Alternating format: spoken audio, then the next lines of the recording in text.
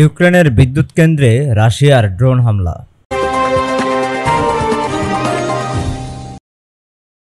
ইউক্রেনের একটি বিদ্যুৎ কেন্দ্রে রাশিয়ার ড্রোন হামলায় 14 কর্মী আহত হয়েছেন। এতে বিদ্যুৎ বিচ্ছিন্ন হয়ে পড়েছে শহরটি। এই হামলায় উল্লেখযোগ্য ক্ষয়ক্ষতি হয়েছে বলে জানিয়েছে স্থানীয় কর্মকর্তারা। বুধবার রাতে উত্তরাঞ্চলীয় কর্নোটুপ শহরের বিদ্যুৎ কেন্দ্রটিতে ড্রোন হামলা করে রাশিয়া।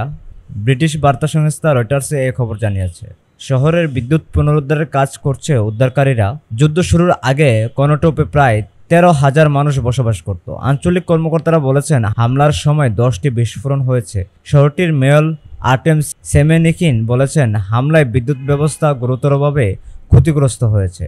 বৃহস্পতিবার ভোরে তিনি জানান, এই মুহূর্তে হাসপাতাল ও পানি সরবরাহ ব্যবস্থায় বিদ্যুৎ সরবরাহের যথাসাধ্য চেষ্টা করছেন বিদ্যুৎ কর্মীরা। তিনি বলেন, হাসপাতালগুলোর নিয়মিত কার্যক্রম চলছে। সাম্প্রতিক সপ্তাহগুলোতে সুমি অঞ্চলে কর্নোটুপ শহরে রাশিয়ার বিশেষভাবে লক্ষ্যবস্তু করেছে।